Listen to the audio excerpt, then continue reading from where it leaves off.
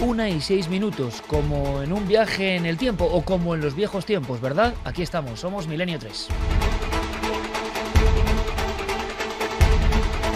Una noche de celebraciones, una noche en la que Madrid es una auténtica fiesta y yo lo tengo que decir, dejé la profecía por escrito, 1-1 ni más ni menos, por escrito, y ha ocurrido. ¿Tendré que dedicarme a profetizar? Espero que no. En fin, con la marea rojiblanca inundando cada recoveco de esta ciudad, nosotros estamos dispuestos a desconectar, por lo menos durante las próximas 3 horas, y conectaros o reconectaros con misterios interesantísimos. Misterios que a veces vosotros contáis mejor que yo, mucho mejor que yo. ¿Sabéis por qué? Porque tenéis alma de periodistas, de tituladores, de ir al meollo, cosa que yo no suelo hacer, ¿verdad? Diego Zapatero decía, parece ser la cara de una niña, y remarcaba, con un simple ¡qué miedo! Hay personas como Farale que decían una niña con un parche en uno de sus ojos. Otros afirmaban, yo veo una niña con un biberón. Apuntaba María Jesús hace unos pocos minutos en las redes sociales, quizá una muñeca tuerta. Otras personas, como Corredor Tony, iban un poquito más allá. Yo veo una cara degollada o algo así. Le atraviesa algo el cuello. Tal vez un cuchillo. Una cara con un ojo más grande que el otro. Comenzaba un experimento que se volcaba en las redes sociales de este programa, las redes que son los tentáculos, se conectan con todo el mundo, que hacen de esta emisión milenaria algo muy especial. Guillermo León y Diego Marañón con todo preparado, una imagen, una pizarra limpia y después, evidentemente, el impacto del flash, del foco, de la cámara en ella. Unas personas que fotografiaban por algún motivo que vamos a descubrir, eso, una simple pizarra, un viejo encerado. Ahí aparecía algo y vosotros habéis dado vuestra opinión. Karen, buenas noches. Buenas noches, Iker. Abrimos líneas de contacto, lo primero, fundamental, porque siguen llegando en este experimento que vamos a explicar, experimento interactivo, las opiniones, los titulares, las visiones, porque es un experimento sobre la percepción. Claro que sí, vamos a abrir las líneas de contacto para que todos aquellos que aún no han visto esa fotografía puedan verla, opinar y también para que nos hagan llegar sus preguntas y sus comentarios a través del correo electrónico milenio3 con número @cadenaser.com. Todo junto no, o sea, todo Milenio junto, no. 3. Milenio3 con número @cadenaser.com y también en las redes sociales nos tienen que buscar en Nave del Misterio. navedelmisterio.com, ikerjiménez.com, todo preparado. Y esa imagen, esa fotografía, Clara Tauces, compañera, buenas noches. Muy buenas noches. ¿Qué se obtiene en un lugar? Sí, en un lugar, y además es un caso reciente que de este mismo mes, que hemos estado allí y hoy vamos a contar todos los detalles. ¿Podemos decir qué tipo de lugar es, simplemente? Es un colegio abandonado.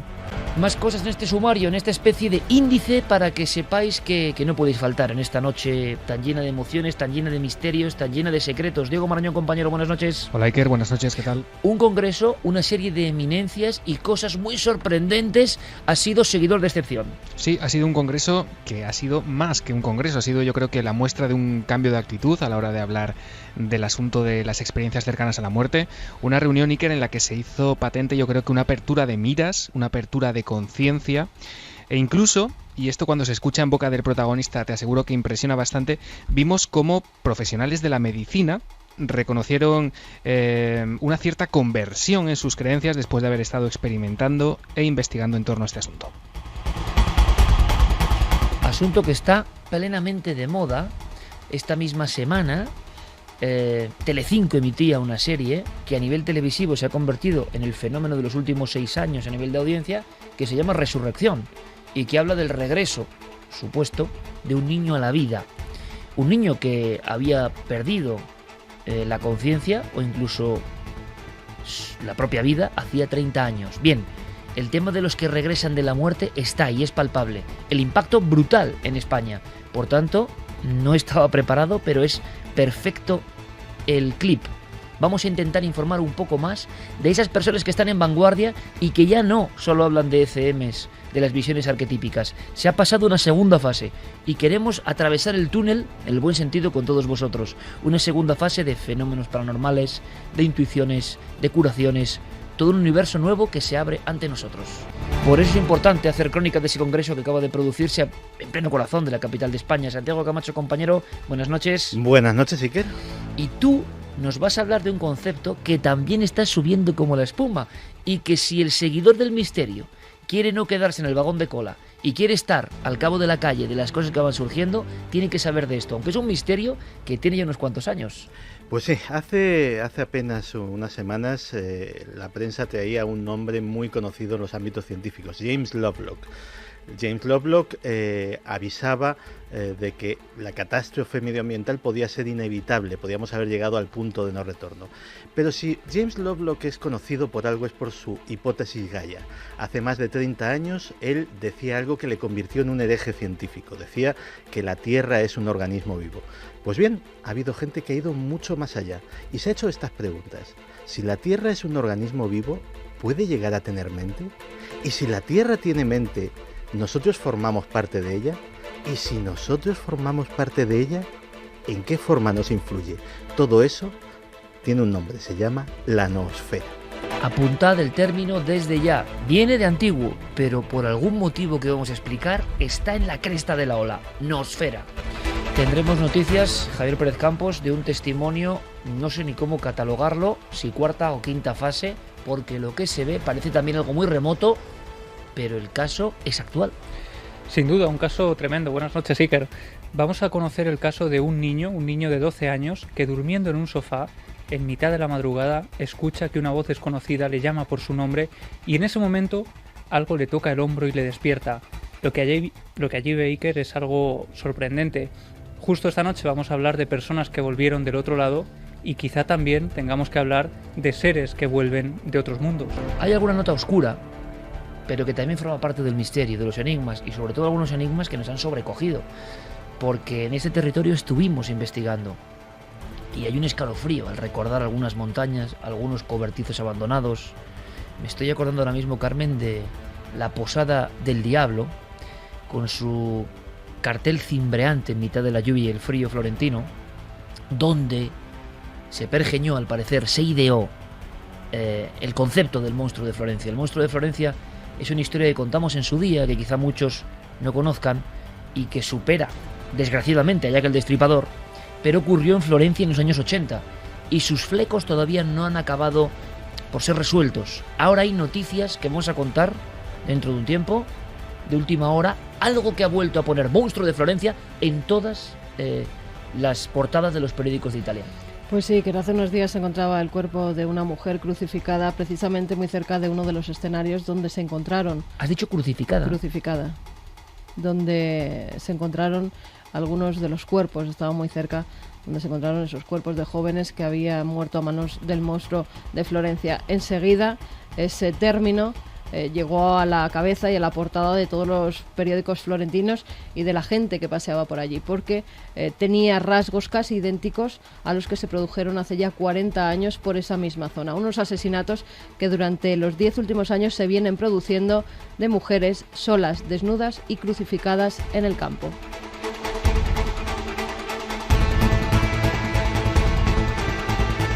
Gracias a todos por la acogida y, bueno, siempre nos pasa lo mismo y no sé si entonar el mea culpa o qué tengo que decir, pero, en fin, son un poco los aprietos porque sabemos que hay muchísimas personas, muchos amigos que no han podido acceder a una de esas entradas para el próximo 31 de mayo. Todo este equipo estará en Mérida. Por circunstancias propias del aforo, es el que es. Apenas estarán allí 1000 personas y es verdad que es un evento tremendo, pero para Milenio 3 se queda casi pequeño. La acogida ha sido maravillosa, los amigos de Extremadura se han volcado, muchos han hecho llegar sus protestas y es normal, porque en apenas 20 segundos se agotaron las entradas que la SER en Extremadura tuvo a bien, y también fue por una petición mía, que pudieran ser accesibles para otras personas de fuera de España, porque si lo hubiéramos hecho de la forma habitual, muchas personas que hubiesen querido ir, al no estar en Mérida, cuando se dan las invitaciones, hubiesen protestado exactamente igual. Bueno, yo sé que en la mente de la cadena SER está hacer un evento grande, quizá para inicio de la próxima temporada, ya veremos, donde contentar a la mayor parte, pero sabemos que es muy difícil. Nos entra una especie de claroscuro, ¿no? O de sabor agridulce, porque queremos estar con vosotros, queremos pasar el día 31 de mayo, una noche inolvidable en el anfiteatro de Mérida, pero sabemos que siempre hay muchísima gente, muchísima más de la que nadie se espera, siempre, que se queda sin poder acceder. Bueno, pues simplemente de parte de este equipo de Milenio 3, nuestro abrazo grandísimo, gracias por vuestra fidelidad, por vuestra movilización. Sabemos que en esta ocasión el récord que era para precisamente una mayor accesibilidad a personas que no fuesen de Mérida, pues se fulminaron cientos de entradas en apenas 20 segundos. En fin, es un fenómeno también extraño, ¿no? Pero que ocurre y lo sabemos muy bien. Gracias a todos por estar ahí. Nosotros, lo sabéis, que más queremos es contentar a la audiencia, esa audiencia que sois vosotros con nombre y apellidos y que es la que nos mantiene en esta 13ª temporada y desde hace tantos años. Gracias una vez más por vuestro apoyo. ¿Vosotros lo sabéis, por cierto? ¿Os suena? Sí. ¿Cuál es? Dragonfly, ¿no? La libélula se convertía de alguna forma en la mensajera, la señal de que hay un más allá, la señal de que una consciencia, algo más importante que el organismo, algo más allá de lo biológico, se mantiene y que es capaz de penetrar en el espacio-tiempo, de atravesar las barreras insondables o que creemos insondables y volver a lanzarnos su mensaje, su señal. En eso ha creído el hombre desde siempre, el ser humano. Bien, vamos a hablar, y por eso Noel Calero, junto a Fermín Agustí, al otro lado del cristal de la nave radiofónica del misterio, la ponen. Y no es casual, porque esta película de 1997, con Kevin Costner como protagonista, tuvo un impacto fuerte. Hablaba de esas cuerdas que se entrelazan más allá de la vida. Llevábamos un tiempo en el cual los libros de Moody y los conceptos sobre el túnel, las ECM clásicas, bueno, habían caído un poco en lo popular. ¿Por qué?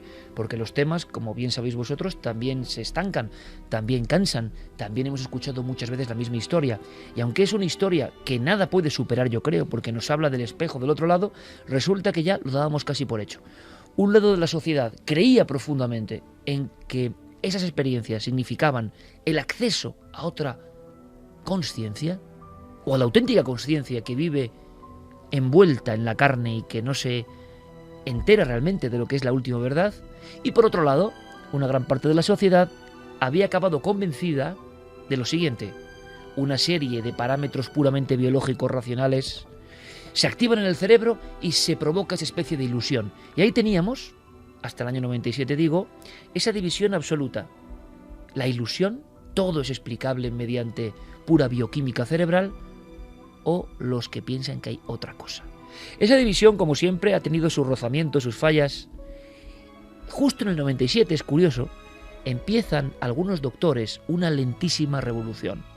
Empiezan a posicionarse, empiezan a no dar la espalda a Raymond Moody, que fue un poco, incluso casi alzado como una víctima, con la OPA incluso también puesta, de la Inquisición moderna. Doctores empiezan a decir, ojo, que eso no es solo una ilusión. Y en los últimos 15 y 17 años se ha ido avanzando, proyectos diferentes en diferentes países. Pero hacía mucho tiempo que en España no teníamos una representación de estas personas a la vanguardia. Un buen amigo de este programa es, digamos, el abanderado de este movimiento, el doctor Gaona. Pero el doctor Gaona tenía varios ases en la manga. Algunos va a sorprender. No estaba en el guión y lo ha comentado y nos hace especial ilusión. Vamos a desvelar solo parte de ese secreto esta noche, si os parece. Pero caramba, la ocasión era muy buena, ¿no?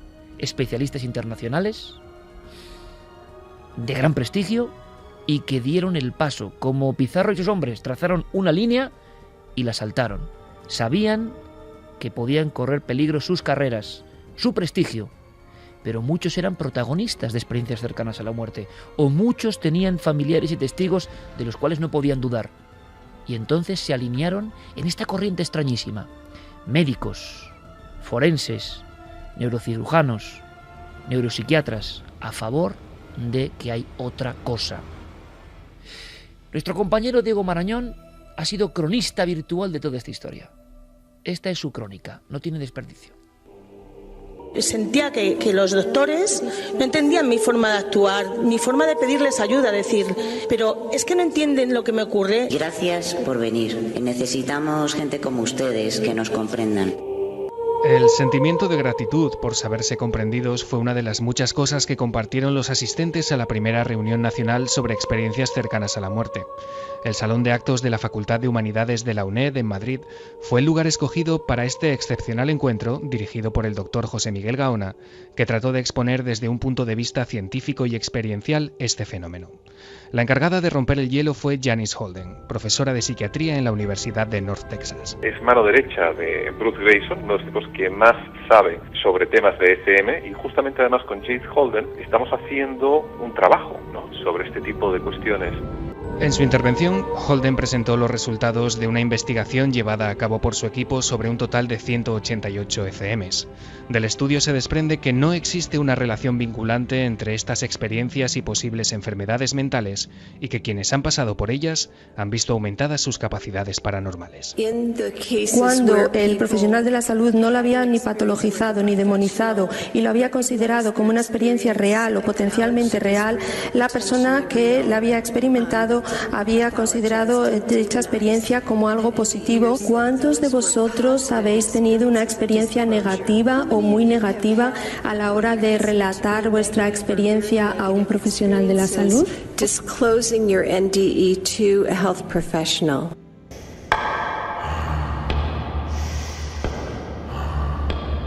José Miguel Gaona tomó a continuación la palabra para esbozar algunas nociones básicas en torno a la consciencia y al importantísimo papel que ésta juega en el ámbito de las ECM. Es muy probable que en las improntas de la consciencia, debido a nuestros campos electromagnéticos sobre lo que ocurre en derredor, quede una impronta, quede una huella nuestra después de perder la vida.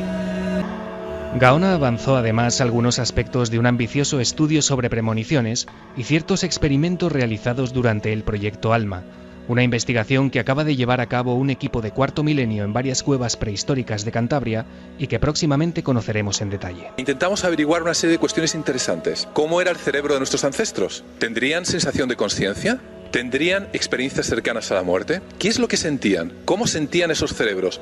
Nos llevamos una grandísima sorpresa. Sus cerebros muy probablemente serían muy parecidos a los nuestros, por no decir prácticamente idénticos. Quizá tendrían menos tecnología, pero pensaban, sentían y su conciencia derivaba, como un barco en el mar, de la misma manera. Óscar Llorens, filósofo especializado en consciencia, hizo un ameno repaso por el concepto de muerte en los distintos tipos de realidad, proponiendo un nuevo modelo ontológico.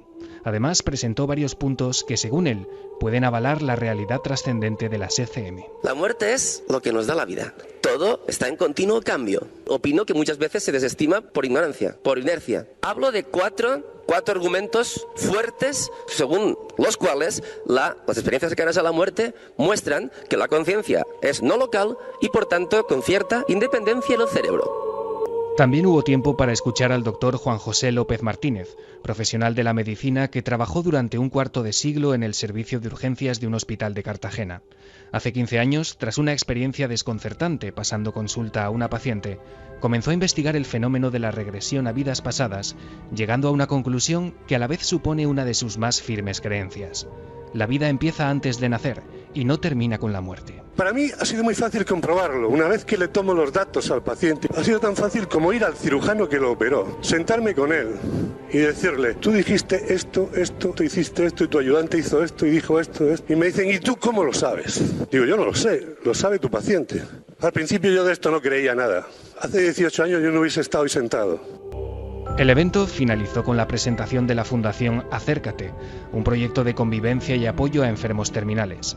Fue el punto y final a la primera edición de este Encuentro Nacional sobre Experiencias Cercanas a la Muerte, un evento pionero que desde Milenio 3 deseamos que tenga continuidad en los próximos años. Esperemos que sí. Nosotros simplemente hemos querido encender la mecha, ¿no? Si otros quieren luego tomar el relevo, incluso dentro de los propios asistentes, bienvenido sea. Lo que hemos hecho en definitiva es remedar reuniones semejantes que se dan en otros países como Estados Unidos desde hace ya alguna década que otra, ¿no? Tiene un propósito, la verdad, es muy sano. Personas que han tenido esa experiencia de repente se ven, se crean lazos de amistad, se crean lazos muchas veces que les siguen durante años. A veces simplemente como curiosos, que es lo que somos, es interesante apoyar nuestro oído en ese bloque, en ese muro que nos conecta con los que saben, con los que tienen amplia experiencia, con los que podemos llamar científicos. Y digo espiar amablemente para saber en qué están. Y algunos, desde luego, sin temor al que dirán, están en unas coordenadas muy próximas a la membrana del misterio.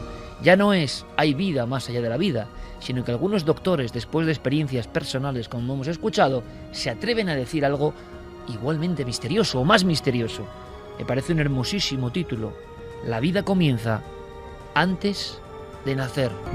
¿Cuántos médicos? España es, gracias al esfuerzo de Gaona, una puntita, ¿no?, en un inmenso bloque de hielo. No somos ni la punta del iceberg, ¿qué más quisiéramos?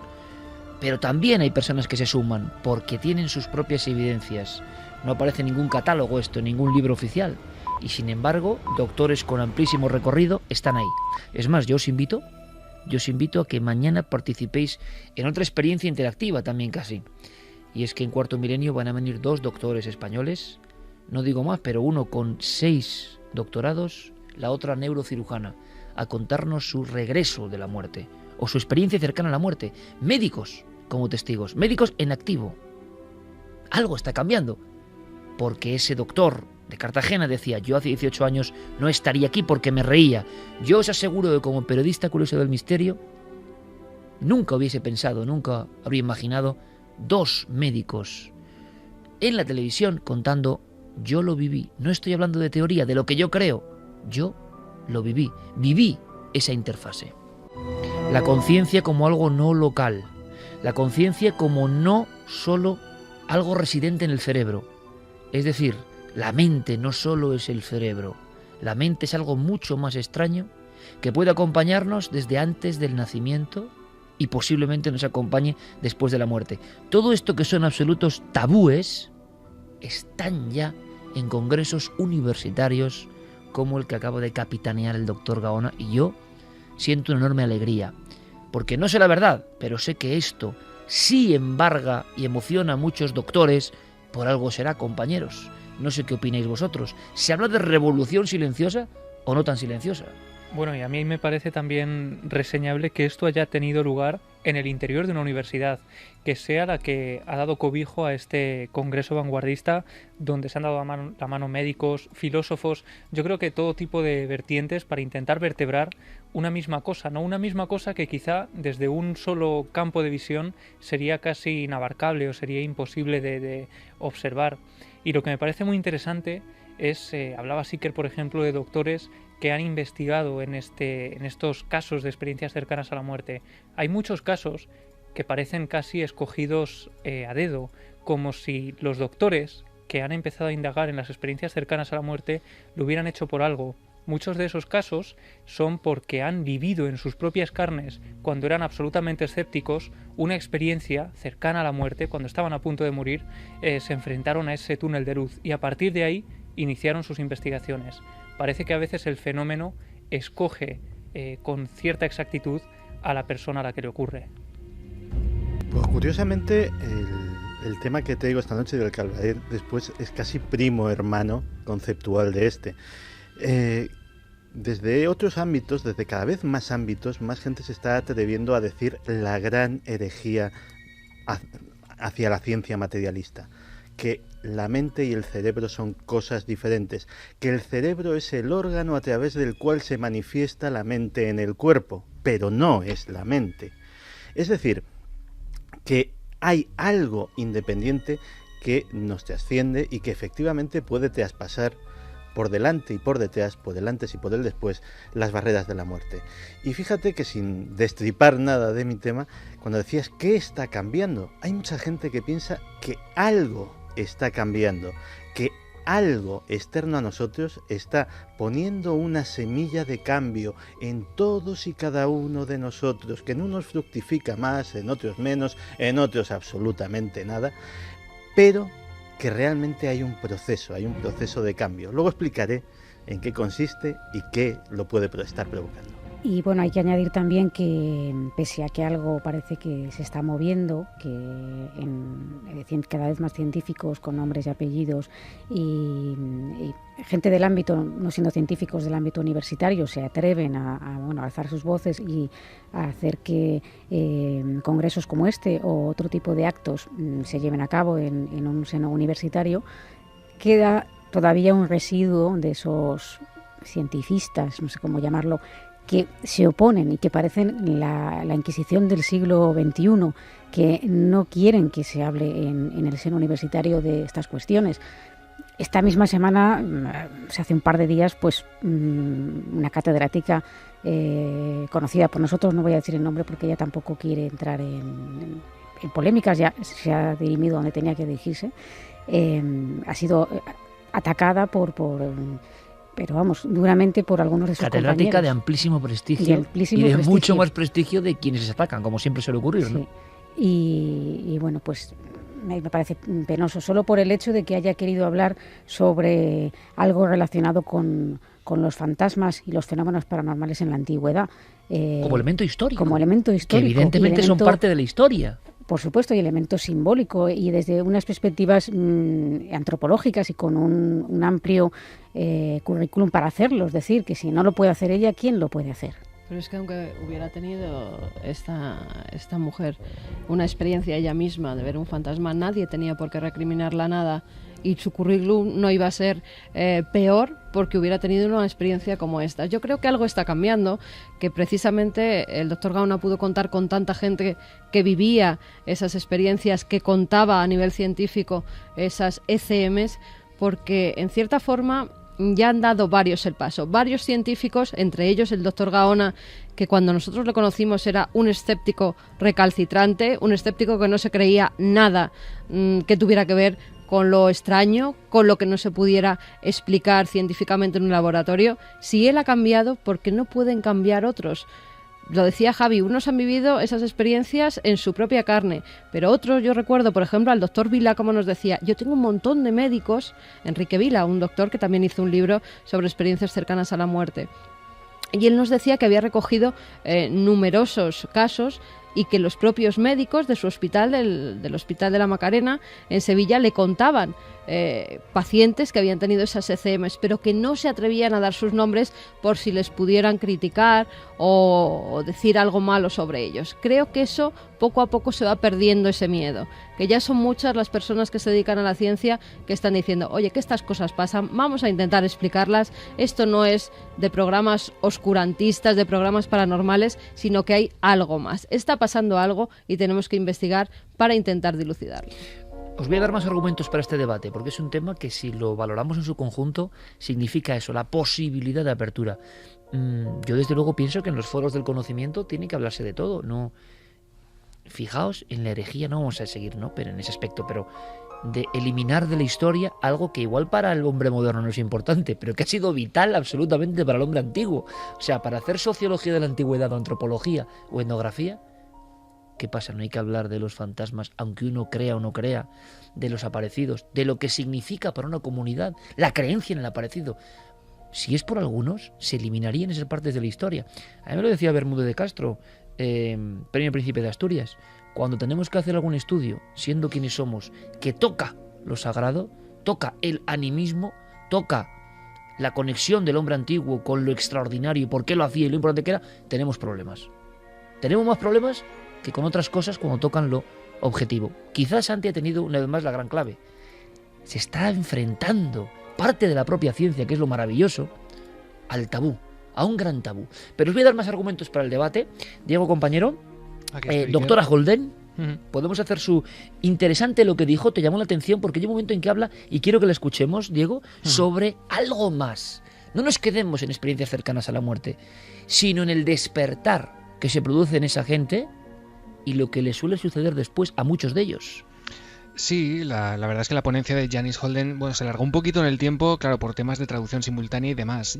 Como te he dicho en el reportaje, ella es profesora en psiquiatría de la North Texas University, está colaborando con el doctor Gaona en una serie de proyectos, y parte de las tesis de Holden se basan en lo que sienten los pacientes que han pasado por ECMs. Ella afirma que lo que ellos sienten, esas percepciones, son absolutamente reales, pero que, por otro lado, no se pueden explicar, no pueden haber sido causadas de ninguna manera por procesos sensoriales normales. ¿Por qué? Porque su cerebro estaba apagado, estaba absolutamente inhabilitado para digamos, ser portador o ser la causa de esas sensaciones. De ser esto cierto, Iker, se demostraría que la conciencia y el cuerpo físico funcionan de manera independiente. Fíjate que esto que se dice tan pronto supone una auténtica revolución. Es aquí donde el gran tabú, como dice Santiago. Es aquí donde se aproxima a las tesis del doctor Gaona, y ella también daba una serie de claves. Ella presentaba una investigación hecha a casi 200 pacientes que habían pasado por ECMs. Ella presentó todos los datos, todas las estadísticas, pero desprendía una serie de datos bastante curiosos. Uno de ellos era las consecuencias a nivel psíquico, a nivel parapsicológico incluso, que estos pacientes experimentaban después de haber sufrido una ECM. ¿Te parece que la escuchemos? Vamos allá. Los efectos posteriores, algunos de los efectos posteriores son un aumento de las actividades paranormales. La persona comienza a ver o ve con frecuencia a personas fallecidas, reconocen cosas que van a pasar y aumentan su nivel de telepatía. Es decir, son capaces de ver con mayor claridad lo que otros piensan o lo que otros sienten. Estos procesos pueden ser abrumadores para la persona, y durante el primer año ha sucedido que esto les pasa con tanta frecuencia que encuentran dificultades a la hora de ajustarse a la existencia terrenal. Algunos de ellos piden y quieren y desean que esto pare.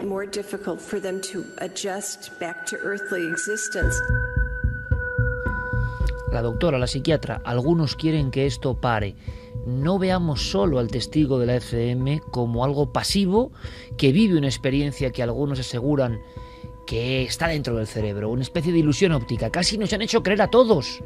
Es más, en esa sabiduría del pazguato que todos utilizamos, he oído una respuesta: no, si eso es un reflejo del cerebro. Pero ojo, que yo soy el primero que comete estas ingenuidades muchas veces, ¿no? Hablar de temas, surge en nosotros, casi sin saber por qué, una respuesta, nos sentimos seguros, creyendo saber que poseemos, ¿no?, un argumento de la verdad. Hombre, es que hay muchas personas que ven ese túnel, ven esos seres, casi como catapultados. A veces soltamos: no, si se ha demostrado que eso... Bueno, pues parece que los que están en vanguardia no lo tienen tan claro, porque no solo es eso, sino que luego las personas, y me gustaría mucho conocer vuestra opinión a través de las redes sociales, Nave del Misterio, a través de milenio3@cadenaser.com. ¿Por qué opináis de este debate? Subíos a este debate con nosotros. Es que esas personas quedan marcadas por algo, y esto es muy extraordinario. Algunos pensarán, claro, imaginemos la hipótesis racional, compañeros, han quedado tocados del ala, ¿no? Se han vuelto tarumbas. Es tan fácil despojar las incógnitas de esta forma. Ya no están en sus cabales. ¿Cuáles son los cabales? ¿Quiénes somos nosotros realmente? Si es verdad que no somos solo nuestro cerebro y nuestros órganos. ¿Quiénes somos? ¿Desde cuándo somos? Bueno, pues resulta que hay personas que en cuanto tienen este pum, este shock, esta inmersión en esa membrana, es que ya la vida no es igual. Es que los aparecidos que estaban al fondo del túnel pueden estar en mitad del pasillo. Es que de repente saben quién va a llamar por teléfono. Es que durante un tiempo esa campana de irrealidad les rodea. Se dan cuenta que su vida ha tocado un espacio que no estaba escrito en ninguna parte, y lo están viviendo, y saben que no están locos. Saben que no están locos, pero saben que nadie les va a creer. Esas personas, a través de la experiencia choqueante de la ECM, no solo se han quedado ahí: uy, he vuelto a la vida, uy, era muy agradable el sitio. No, vayamos a la fase 2. Es que mi vida y mi percepción ha cambiado. La psiquiatra habla de telepatía, habla de precognición. ¿Por qué? Esto quiere decir que la visión y la experiencia es integral. Y os lanzo el argumento también: miedo y por Dios que esto pase. Yo creo que ahí has estado dando una clave importante: el miedo. Nos hemos educado en una serie de creencias, exceptuando la gente que cree en algo, llámese religión, de cualquier tipo, en una creencia en un ser superior, me da igual el nombre, tiene otra visión, porque cree que hay una recompensa al final del todo, no se sabe de qué forma, pero que hay una resurrección y hay otra vida. Y sin embargo, las personas más racionales se nos ha hecho creer: bueno, pues te mueres, te conviertes en polvo y desapareces. No queda nada de ti, tu esencia no existe. Igual que ocurre con cuando las personas que experimentan algún tipo de capacidad paranormal siendo niños, lo primero que se les dice es eso no existe, eso no es lo que has visto. Lo que has visto es esto otro. Se intenta dar explicación, razonar todas esas experiencias, igual que ese fin último, ¿no? Al que todos, tarde o temprano, nos guste o no, nos tendremos que enfrentar. Solo entonces vamos a saber si de verdad están en lo cierto aquellos que creen que hay algo y los que afirman rotundamente que no existe nada más que... Interesante eso, Clara, ¿eh? Los que creen y Exacto. los que afirman Los que rotundamente. Los que creen, bueno, tendrán su aferramiento a esa creencia, pero no se meten, digamos, en camisa de 11 varas. Ellos van por libre. Y los que afirman son los que imponen. En fin, no sé, yo creo que esas cuestiones, una vez que a lo mejor se produce un desgarramiento del velo de Isis, entre comillas, es decir, alguien que tiene una vivencia tan fuerte como esa época de descolocación, porque luego creo que estos fenómenos en muchos casos, pasado el tiempo, dejan de existir. Pero en ese tiempo de descolocación, en el que, bueno, lo que tú creías ya no está tan claro, porque tú teóricamente tendrías que haber muerto, pero estás ahí. Entonces, asimilar eso en ese periodo, esa interfase de nadie, quizá es como lanzar una antena a recibir cosas que normalmente te han dicho, oye, ojo, que eso no existe y no se te ocurre hablar de ello, que te van a tomar por loco. Claro, es que le hemos cogido un tremendo aprecio a eso que llamamos la realidad. Y la realidad no es tan real como creemos. A ver cómo consigo explicar esto sin ponerme pedante. El universo perceptual de cada ser humano es individual y es una construcción de su mente. Por poner un ejemplo muy sencillo, todos tenemos delante de nosotros ahora mismo un micrófono amarillo. Un micrófono con una bola amarilla de la cadena SER. Estamos todos de acuerdo en que es un micrófono con una bola amarilla, pero a lo mejor... El más bonito que hay, por cierto. Por cierto, pero a lo mejor el amarillo que ve Iker es mi rojo. Es el que yo llamo rojo. Lo que pasa es que como él lo ve rojo, yo lo veo amarillo, pero los dos estamos de acuerdo en que es amarillo y que esto tiene el nombre de amarillo, pues hemos consensuado una realidad común. Lo que le pasa a esta gente que ha dado ese salto, que ha tenido esa experiencia, es que ha trascendido la realidad consensuada. Ya está fuera de lo que es el acuerdo común.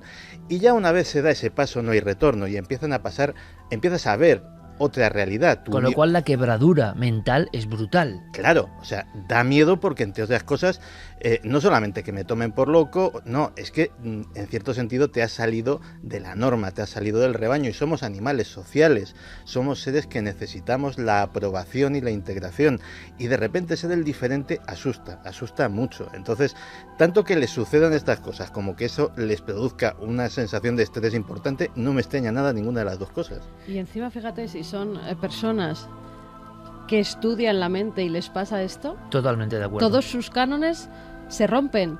Ellos tienen que demostrarse a sí mismos que lo que han vivido, porque aseguran que lo han vivido, no se puede demostrar a nivel científico ni a nivel cerebral. Y si escuchas a médicos diciendo las experiencias que han tenido cercanas a la muerte, es que todo ese castillo de naipes que habían construido durante toda su vida científica se viene abajo en 2 segundos, porque ellos a sí mismos, y lo saben, ellos a sí mismos no se pueden engañar, con lo cual tienen que dar todavía un paso más, ya no solo no creer, sino explicarse lo que ha pasado, porque a nivel científico no lo pueden explicar. Yo, fijaos, y podéis intervenir en cualquier momento, creo que el debate y el evento lo merecen, y por supuesto Diego en cualquier instante, y nuestro público, vosotros, ¿no? Me gusta mucho saber vuestros titulares. Luego iremos con la historia del colegio, que en el fondo quizás la misma historia he contado de otra forma, ¿no? Como todo lo que contamos aquí. A mí me impresiona a lo largo de mi experiencia algo mucho y cada vez más, fijaos, cada vez más. Creo que lo emocional, evidentemente, quizás sea la puerta de la percepción más próxima al misterio o la verdad última, no tanto lo racional o lo lógico. Y entonces empiezo a ver en mi biografía un sinfín de miradas acumuladas a lo largo de estos años. Y hay algo que las identifica, algo que las une. He entrevistado a cuántas personas en mi vida. Imaginaos, he hecho la cuenta, ¿no? He entrevistado. Pues en su mirada, cuando han visto algo, cuando han visto lo extraño, lo innombrable, lo insondable, la otra realidad, cuando han estado en esa esfera que está fuera de lo consensuado, su mirada tiene un algo, compañeros, que tiene un denominador común, y yo no sé tampoco expresarlo, pero cuando el caso creemos que es real, ellos saben que lo han vivido, y los casos, ojo, son de una dinámica muy diferente. En los altos de Gainchurizqueta, en los años 50, un labrador baja y se encuentra una especie de cosa ahí parada, y su vida sufre un shock brutal, y su mirada se tiñe de algo que cuando tú te cruzas con esa mirada, sabes que no es ordinaria. Lo mismo la persona que cree que ha visto un ángel en mitad del campo. Ella cree que ha visto un ángel, por ejemplo en Cuarte, Zaragoza, flotando en mitad de un campo. Claro, lo lógico es pensar que está loco, pero su mirada no tiene la mirada del loco. Tiene otro velo extraño. Es el que por unos segundos ha estado mirando en la trastienda de la realidad. Cuando uno ve la experiencia de esa persona que ha visto a su padre o a su madre a los pies de la cama despidiéndose, cuando tú le miras a los ojos, tú sabes perfectamente que esa expresión tiene un algo, que no sé si es nostalgia, no sé si es reconocerse en esa otra cosa, no sé bien qué es. Es como a veces el apego a un mundo que sabemos que también pertenecemos a él, pero que no entendemos. Toda esa gente, y yo he entrevistado a miles de personas, es una fortuna en mi vida. Me he encontrado esa mirada constantemente a lo largo de mi vida. Y quizá, como yo he creído que esa mirada es verdad, no he seguido más que empeñándome en esa labor, como entendiendo que todos nosotros también tenemos que ver con eso, que en momentos de nuestra vida hemos sufrido shocks, cada uno a su forma, pero esa mirada del testigo de lo extraordinario, esa es imposible de olvidar, ese es un argumento de peso. Ahora, ¿cómo lo llevas eso a una fórmula, no? O a una prueba científica? Mira, os voy a sorprender, o más bien Diego os va a sorprender, porque con qué rotundidad, fijaos, porque esto es importante, con qué rotundidad hablan no simples periodistas curiosos, entrevistadores como yo, simples buscadores, sino profesionales de lo científico. Tenemos un documento que habla sobre el alma, que sería propio de una iglesia, quizá hace no sé cuánto tiempo. Bueno, no, porque ni los curas hablan ya de esto, claro. Son los científicos los que hablan más del misterio, más que realmente se están aproximando más al misterio ellos. Es increíble, ¿no? Bueno, pues para que veáis cómo habla, por ejemplo, un científico, Diego, sobre el alma, que sobrecoge lo que dice, ¿no?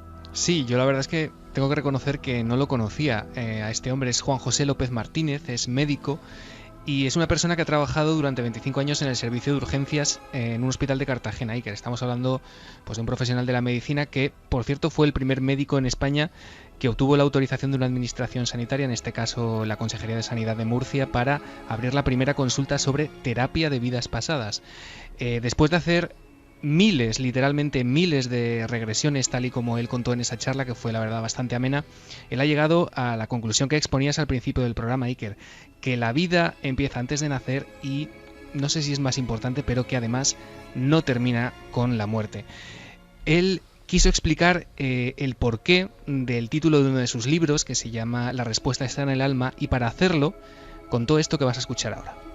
En mi experiencia he podido llegar a la conclusión: el alma lo sabe todo. El alma sabe lo que ha pasado en el vientre materno. El alma sabe lo que ha pasado en el nacimiento. El alma sabe lo que ha pasado en vidas pasadas. El alma sabe qué pasó en las experiencias entre vidas. Las experiencias entre vidas o las experiencias entre cuerpos. Pero hay una cosa muy importante, y es que para el alma no hay tiempo, no hay espacio y no hay distancia. En cambio, el consciente sabe de nosotros aproximadamente a partir de los 6 o 7 años de edad en el cuerpo físico. El consciente no recuerda nuestra estancia en el vientre materno, no recuerda nuestro nacimiento, no recuerda vidas pasadas, no recuerda espacio entre vidas y, por supuesto, se rige por la idea lineal de tiempo. 1:53, esto es Milenio 3 en la cadena SER, una noche muy especial. Yo decía antes, con todo el respeto, lo de los curas me refiero evidentemente a una parte, y no pequeña yo creo, de personas que acceden como un científico, con un dogma, una fe, y al final, entrevistando también a muchos de ellos, científicos dogmáticos y religiosos dogmáticos, que ambos existen evidentemente, ambos extremos, da la impresión de que repiten letanías o cosas y no creen realmente. Si no, no se entienden algunas cosas.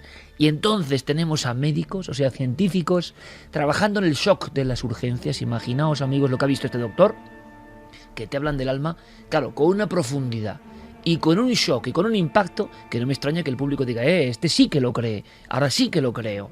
Si te hablan como de de cuadernillo, sin vivirlo y sin creerlo de verdad, pues no tiene la misma fuerza. Entonces es curioso este solapamiento, ¿no? Personas en España, lo estamos viendo con nombres y apellidos, que están trabajando en esto y que están convencidos. La palabra alma en boca de científicos, médicos, es una revolución silenciosa por una cosa muy sencilla, porque si el doctor Gaona no los lleva a la universidad, libros de escasa tirada en su mayoría, o no hablamos aquí, ¿está esto en los periódicos? ¿Esto es tendencia? No interesa a nadie. Y quizá no interesa porque nos cuesta concebirlo en un mundo donde tenemos la mente completamente cuadriculada, donde todo tiene que estar en perfecto control. De repente hablar de algo que es el alma, que no tiene espacio, que no tiene tiempo, que no tiene cuerpo, es algo absolutamente inconcebible y que nos cuesta entender, ¿no? Pero ¿cómo tiene que ser el impacto de algunas de estas personas cuando se encuentran con esto que es tan imposible y tan increíble, cuando el punto de no retorno, después de vivir esa experiencia, el cambio más evidente es la pérdida del miedo a la muerte? El gran tabú, yo creo, del siglo XXI, para ellos es algo anecdótico, y no solo eso, sino que para muchos de ellos incluso la vida en sí ya no tiene el mismo valor.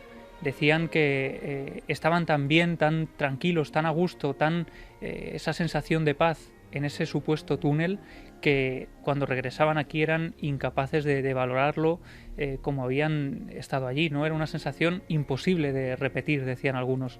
Quizá eso es ese estado de plenitud del alma, como decía este doctor. Vamos a escuchar de nuevo al doctor, porque es rotundo, ¿eh? Le entrevistaremos en profundidad. Decía algo más que quizá tenga que ver con lo que yo he dicho de la mirada, la incomprensión del que ha traspasado esa barrera. El mayor problema de las personas que han tenido una experiencia cercana a la muerte, ¿saben cuál es? Que no encuentran a quien contárselo. Se ha dicho aquí que se desarrollan sensaciones, o sea, capacidades paranormales, sensibilidades, sí, pero hay una que la desarrollan desde que abren los ojos. Y es que mirando al que tienen enfrente saben si pueden contárselo o no.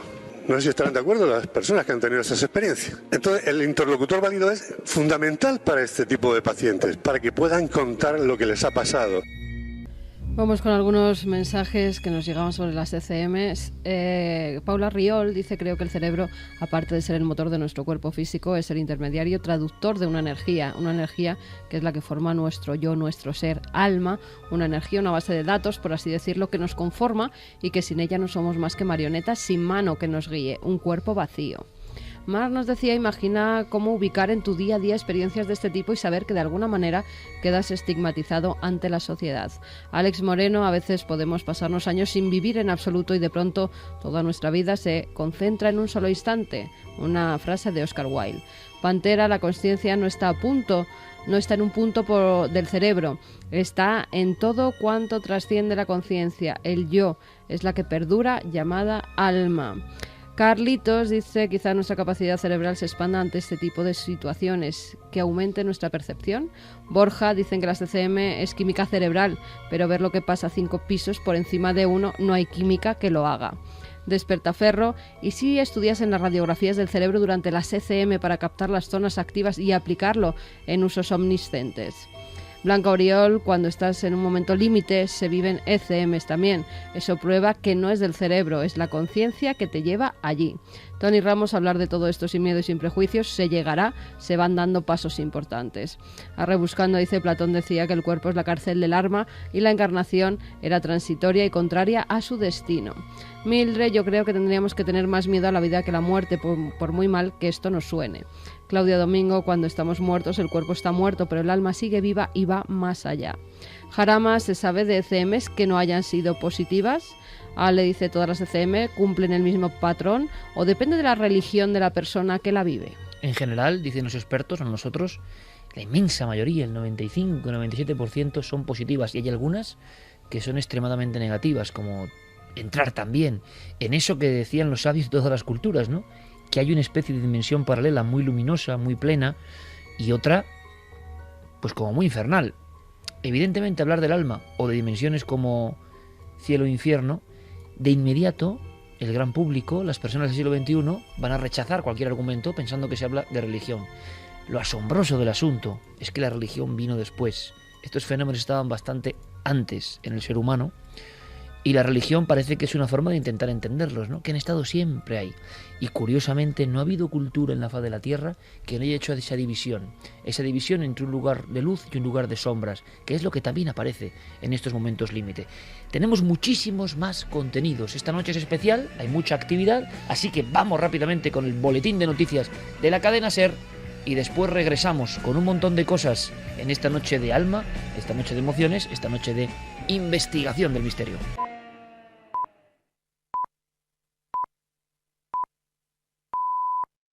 El colegio es una parte importante en nuestra vida.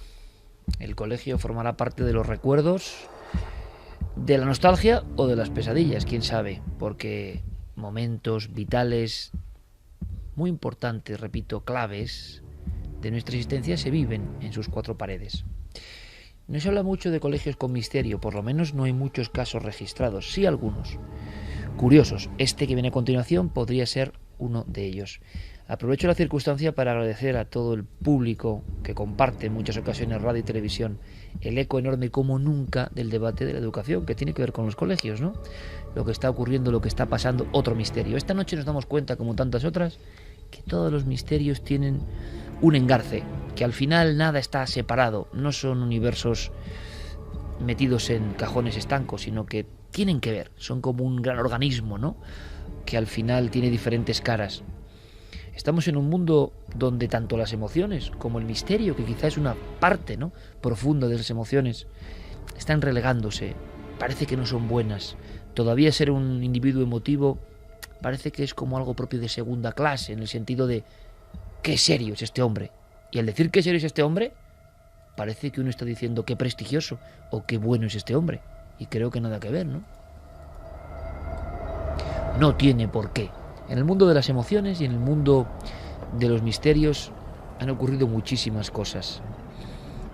Muchos piensan que precisamente hay esa conspiración, esa forma de cloroformar los cerebros o modificarlos. Algunos lo harán con un buen sentido, creyendo que es lo mejor, y otros pensando que esta vida es lo tangible, esta vida es la pura realidad, en esta vida hay que aferrarse a seguridades y en esta vida no hay que soñar. Eso de soñar queda para los Quijotes, los locos, los iluminados y los lunáticos. Y eso queda pues como una cosa casi simbólica, grotesca. Sin embargo, muchos Quijotes, locos, iluminados, que a veces, como hemos visto, están de lleno en la ciencia. Y lo están por su currículum, por su conocimiento. Ha sido precisamente en la cúspide de sus carreras, en momentos muy concretos, cuando han recibido la visita misteriosa del misterio. La visita enigmática del enigma. La visita extraña de lo extraordinario. Y esa, como hemos dicho, es como un enorme aldabonazo. A veces es una imagen, a veces es un destello, a veces es una aparición, a veces es un susurro, a veces es una casualidad enorme. Pero quien lo vive sabe que está entrando en otra dimensión diferente. Y al final las dimensiones de lo extraño tienen un pasillo de unión clarísimo. Es como si una realidad que está detrás, como el apuntador de un viejo teatro, que sabe de qué va la obra, y los actores vamos pues como vamos. El apuntador o el director escondido incluso a veces se ríe de los propios pobres actores, ¿verdad? ¿Cómo será eso que está detrás? ¿Cómo será esa historia? ¿Cómo se puede acceder a ella? A veces, y ha ocurrido esta noche, cuando hemos hecho el experimento sensorial casi, que ahora nos contará Carmen cómo va, resulta que una simple imagen, ¡pum!, despierta algo en nosotros. Y no sabemos bien por qué. Lo hemos dicho mil veces, no hace falta saber de pintura, saber de escultura, saber de paisaje, viendo un paisaje, o saber del rostro humano cuando uno ve una cara, pero hay algo que, ¡paf!, se despierta en nosotros. A veces es un simple foco de luz, una pareidolia, como las que muchas veces Carmen saca en su sección en Cuarto Milenio. Pero hay algunas, ¿verdad? Hay algunas que despiertan algo y nosotros no queríamos despertar ese algo, pero ha habido un nexo invisible que ahí debe estar, como indicándonos que a veces la imagen tiene algo importante, es como emisaria de algo. Y hemos hecho eso con un encerado, y hemos recordado de inmediato los encerados en nuestra infancia, ¿verdad? Y los colegios. Los colegios a veces abandonados, que son una imagen, de verdad, repito, impactante como pocas. Impactante como pocas. Porque cuando uno entra en una de esas aulas, a mí me ocurrió en la primera investigación de mi vida, la primera, en un pueblo de Soria, recién cogido del coche. Y es un pueblo muy cerquita de Olvega, en Soria, y había un pueblo que tenía la fama de haber sido envenenado al completo. Y yo me dirigí allí con el coche de mi padre, y lo que quedaba, ya os imagináis, era la escuela. Y la escuela donde parece que todavía se sigue dando clase, ¿verdad? Donde el viejo maestro sigue impartiendo la lección de geografía o de lenguaje o de matemáticas. Y quizá todavía algún último número o un trozo del viejo mapa de España dibujado con tiza blanca sobre el encerado verde. Cuántas cosas, cuántos sentimientos, cuántos anhelos. Y parece que todo eso flota. Es la emoción la que le hace creer a uno que eso flota. Alguien que no tiene emociones, que ha cortado sus conexiones con todo ese mundo un poco poético, llega allí y no ve nada, ve trastos viejos. Yo no veía trastos viejos, yo veía a los niños de tantas generaciones hasta que ese pueblo desapareció. Pues a un colegio abandonado nos lleva Clara Tauces. Y simplemente como adelanto lanzábamos la imagen en las páginas, en las redes sociales de Nave del Misterio. Y yo leí al principio unos ecos que curiosamente coincidían, porque no es tan fácil, creo yo, o sí, ver esa escena. Muchos accederéis a ella mañana. El experimento parece que es claro. Si hacemos una estadística, Carmen, parece que todo el mundo ve más o menos lo mismo, cosa que, bueno, ahí está. Pues fíjate, es curioso porque o ven prácticamente lo mismo o no ven nada. Qué o ven un manchurrón. Qué interesante, no me digáis que no es interesante. O ven un manchurrón. Ahí está la división. Y ojo, que nadie que vea un manchurrón, por favor, se sienta menos. Bueno, son cosas de la percepción. Hay gente que no ve y gente que ve. Como dentro de las cuevas, ¿no? Igual. Rosa Salgado decía un rostro, al parecer, de un niño sonriente. José Guerra, yo arriba a la izquierda veo claro como una niña antigua de medio perfil, y lo de abajo no sé, como si estuviera sentada, no lo veo muy claro. Emily Escribá, yo veo una proyección en la pizarra en la que distingo números, caras, una especie de gancho de metal. Irene Herrero, parece la carita de una niña con algo en la boca. Alfonso Martínez, si giras la foto y la pones lateral, en el cuadrante inferior izquierdo hay un claro rostro de chica. Carlos Alcaraz, la cara como de un niño en esa especie de pizarra. Daniel Brum, ve un rostro femenino, pero a modo de caricatura o dibujo infantil, pero intuyo que se trata de una pareidolia provocada por un reflejo, ya que no solo abarca la superficie de la pizarra, sino que afecta también al marco. Juan José Díaz Hernández es una silueta demoníaca o algo así parece. Lali González, la imagen de una niña en la pizarra. Gema Sánchez, una cara y una calavera. Ana Marín, en esta foto ve una cara con una mueca de horror, como si le hubiera pasado algo terrible de golpe.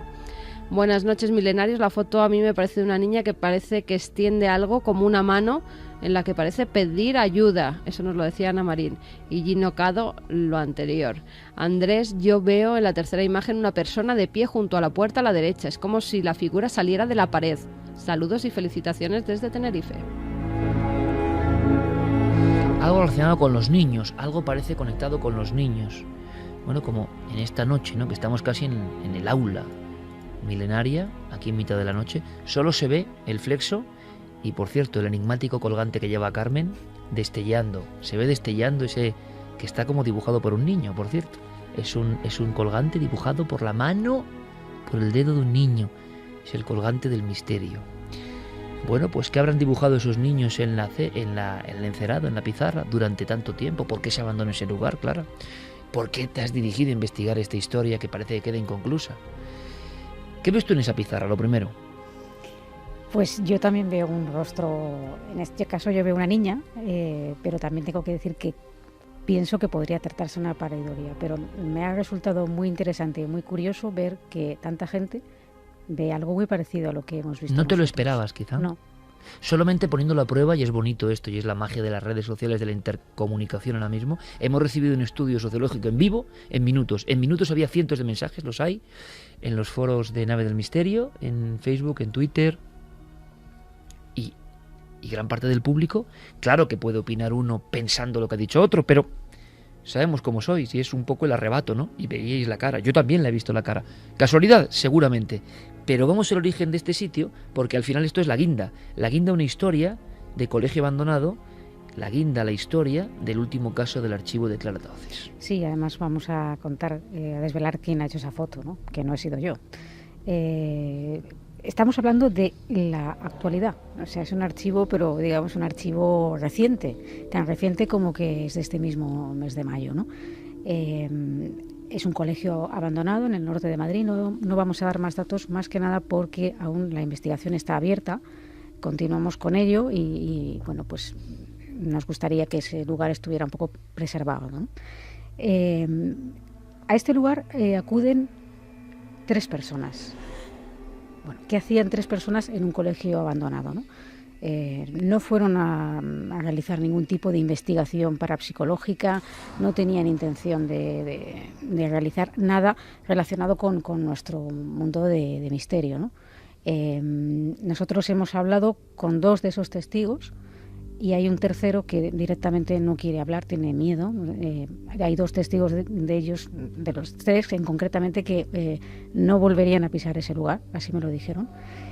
Y bueno, pues quien nos va a contar la historia es Manuel, uno de los testigos, nos va a explicar qué hacían allí.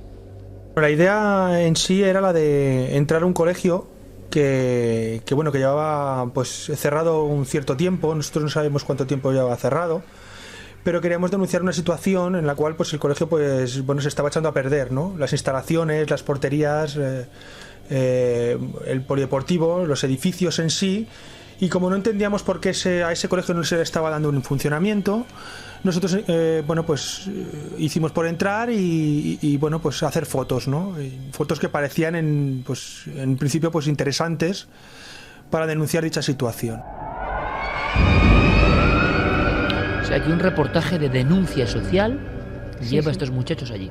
Sí, algo tan poco próximo al misterio, algo que conecta con la realidad de lo que está pasando, que hay muchos centros que por el tema de la crisis han tenido que cerrar. Yo no sé exactamente, no he podido averiguar aún por qué motivo este centro, que además es bastante grande, ocupa casi una manzana con unas instalaciones deportivas que en su día se ve que tuvieron buen uso y que se están echando a perder, hasta un campo de baloncesto, si me apuras. No sabemos por qué está abandonado, pero ellos querían saberlo, querían un poco denunciar sobre todo que no se hiciera ese uso de esas instalaciones. Él ha dicho hicimos por entrar, no ha explicado cómo se entró ni tal, pero ahí está el tema, ¿no? Que eso era una cosa que está un poco vedada y fuera del alcance de los vecinos de la zona que podrían estar disfrutando de eso, ¿no? El caso es que sucede lo siguiente. Ellos entran y entonces pues empiezan un poco a ver las instalaciones por dentro. Son 3 módulos, hay 2 módulos que no se puede entrar de ninguna de las maneras, pero hay un módulo que sí que se puede entrar. Y es ahí donde entran y se encuentran una escalera a la derecha, luego hay una serie de aulas a mano izquierda y de frente hay un pasillo que comunica con una especie de anfiteatro, lo que sería una especie de sala. En la parte de arriba hay un anfiteatro, no sé si me estoy explicando bien para que más o menos nuestros oyentes se sitúen, y en la parte de abajo pues podría darse varios usos a aquello, ¿no? Podría haber sido desde un gimnasio, podría haber sido un comedor, pues también había incluso utensilios de cocina. Quiero decir que el local estaba abandonado, pero no abandonado de una manera que pues te dicen tiene usted que cerrar y vaya recogiendo las cosas. Había una serie de materiales allí que... Abandonado como de repente. Sí, exacto. Máquinas de escribir, estamos hablando de mobiliario, como decimos, incluso cacharros de cocina, hay material, incluso de las propias, un proyector de diapositivas, cosas de este estilo, ¿no? Eso les sorprendió un poco y entonces, claro, había también polvo, evidentemente, porque estamos en un lugar abandonado. Y la puerta, y eso es importante, Iker, la puerta que comunica con esa especie de gimnasio, vamos a llamarlo así, que a su vez en la zona de arriba tiene un anfiteatro con sillas y con una puerta, deciden, para no levantar polvo, cerrar esa puerta que comunica el gimnasio con lo que es la entrada de la secretaría o como quiera llamarse, ¿no? La cierran y se dedican a hacer las fotos estas que ha comentado Manuel. Y nos va a contar un poco qué ocurre en ese momento cuando cierran esa puerta y lo que les sorprende. En nuestras cabezas, sobre el techo, había un anfiteatro donde se supone que bueno, pues lo que la utilización de ese polideportivo era pues la de un comedor, la de un teatro o la en sí, pues bueno, pues un polideportivo. A la hora de cerrar la puerta, pues éramos 3 personas, una fotógrafa profesional, otra persona y yo. Pues bueno, la fotógrafa pues hacía fotos a las diferentes esquinas de ese polideportivo y pues la otra persona y yo pues indagábamos para saber pues bueno, pues qué es lo que había más allá. Había una cocina con un montón de muebles. Justamente en ese momento la puerta del polideportivo se abrió y se cerró. Yo oí que el picaporte se abría, por lo cual yo entendía que una persona, que había realmente otra persona dentro, un conserje o una persona que vivía allí, o alguien, y bueno, pues que abría esa puerta y nos iba a decir algo. ¿Qué hacéis aquí? O bueno, porque en sí estamos entrando en un sitio donde, bueno, pues nosotros no sabíamos realmente dónde nos estábamos metiendo, ¿no?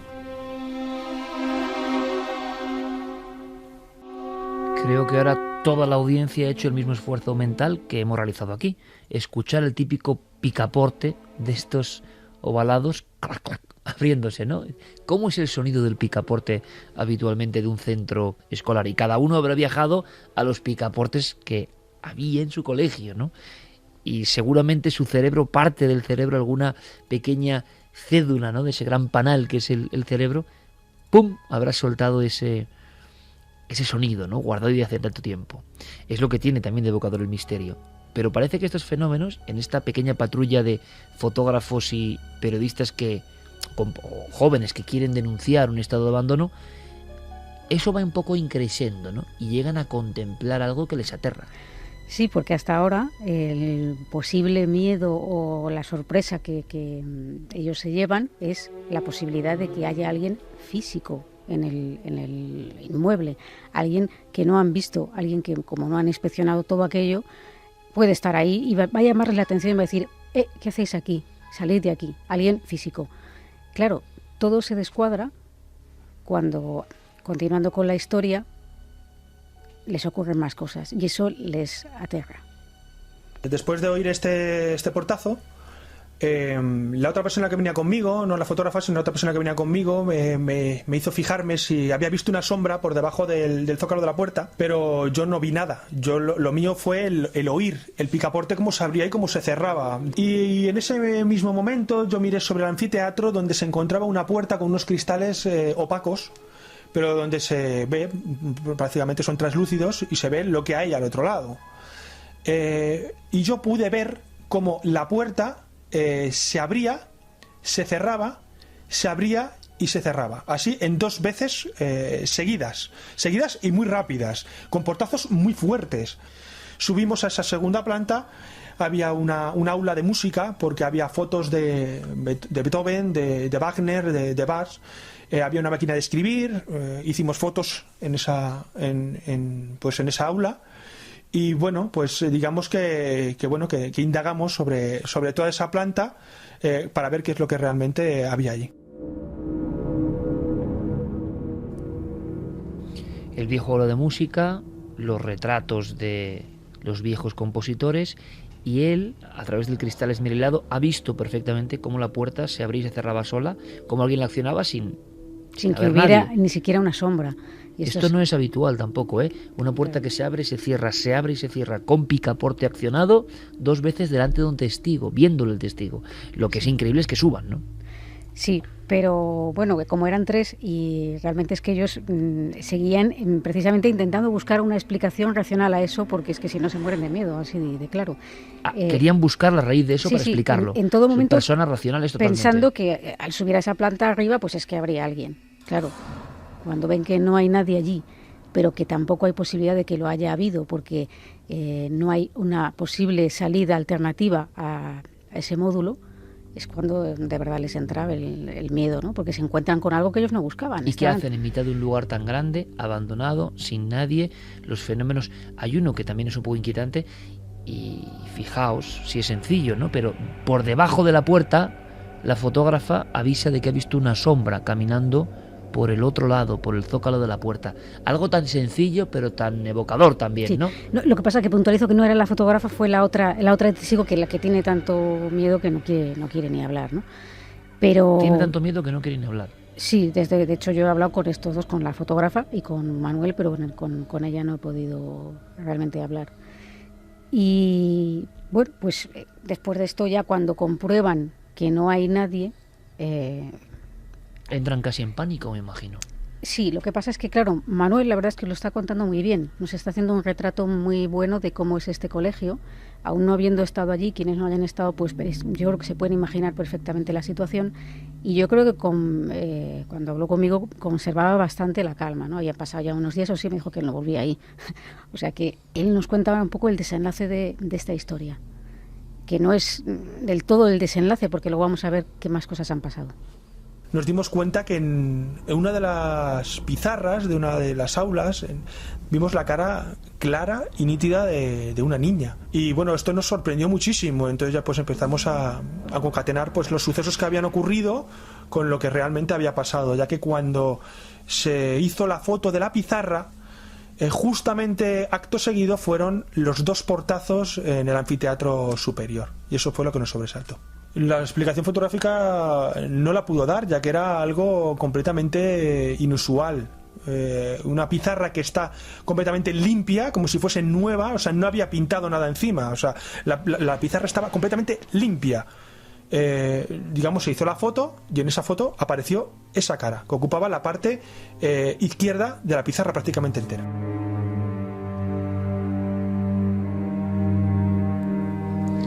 Ahora gran parte de la audiencia sabe el porqué del experimento, ¿no? Esa fotografía acaba teniendo su sitio en una historia concreta. Esa fotografía suelta, esa cara que, yo no sé, quizá el 70% de las personas que hayan opinado la ven, ¿no? Más o menos. ¿Sería ese el dato más o menos, la estadística? Un poco menos, quizás. Un poco menos, quizás. 60-40. 60-40, más sí. o menos la balanza. Bueno, pues ahora eso tiene una historia detrás que no hemos querido contar de inicio para no sugestionar tampoco, simplemente poniendo la imagen. Les impacta muchísimo, solo la ven en el revelado, ¿no? Bueno, en el revelado, en la visión digital sí, en casa. Sí, en la visión digital, una vez que ya han salido de ahí, afortunadamente, porque claro, si la llegan a ver ahí a lo mejor se asustan más aún, ¿no? Y bueno, como digo, en principio esta es la historia que a mí me llega a través de una amiga común de uno de los testigos. Y yo, bueno, pues claro, algo que está pasando ahora, por Dios, me quiero ir. Y voy. Vamos, concretamente, la fotógrafa, que es como digo, testigo de esta historia, la amiga común nuestra y yo. Y estamos allí el día 6 de mayo. Estuvimos toda la tarde y posteriormente regresamos por la noche para ver un poco todo. Primero de día. ¿Te impresionó el sitio? Sí, bueno, el sitio de noche impresiona más, ¿no? Pero de día también tengo que decir que fue un poco sorpresivo porque, bueno, a mí, por supuesto, yo no dudo de la veracidad de lo que ellos han contado y de lo que ellos han vivido, pero yo pensaba que todo eso de las puertas podía tener una explicación, ¿no? Claro, ¿qué hicimos? Nada más llegar, lo primero, antes de nada, es inspeccionar todo el lugar para cerciorarnos de que no hubiera nadie.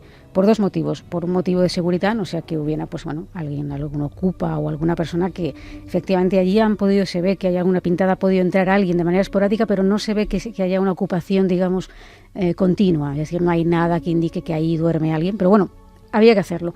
Y segundo, pues para descartar posibles confusiones y cosas de este estilo, ¿no?